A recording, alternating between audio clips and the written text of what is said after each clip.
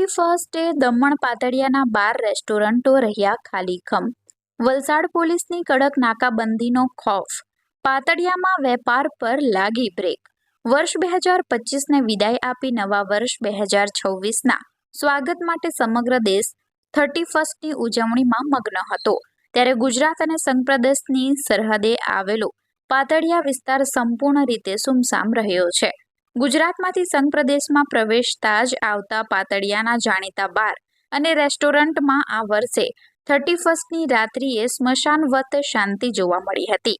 સામાન્ય દિવસોમાં તેમજ તહેવારો દરમિયાન જ્યાં ગ્રાહકોની ભારે ભીડ જોવા મળે છે, તેવા બાર અને રેસ્ટોરન્ટ આ વખતે ગ્રાહકોની રાહ જોતા ખાલી પડ્યા હતા। તેનું મુખ્ય કારણ વલસાડ પોલીસ દ્વારા સરહદી વિસ્તારોમાં હાથ ધરવામાં આવેલું સઘન ચેકિંગ રહ્યું છે।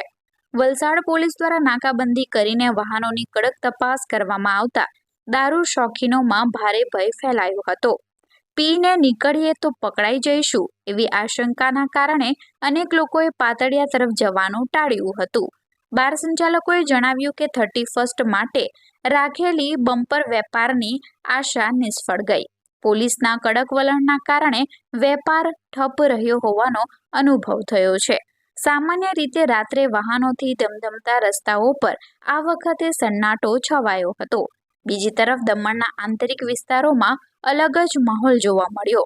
ત્યાં હોટલો અને રેસ્ટોરન્ટમાં પ્રવાસીઓ અને સ્થાનિકો ઉત્સાહપૂર્વક નવા વર્ષની ઉજવણી કરતા નજરે પડ્યા હતા। આમ 31ની રાત્રિએ દમણમાં જશ્ન અને પાતળિયામાં સન્નાટો જોવા મળ્યો, જે પાતળિયા વિસ્તારમાં આર્થિક રીતે નુકસાનકારક સાબિત થયું હતું।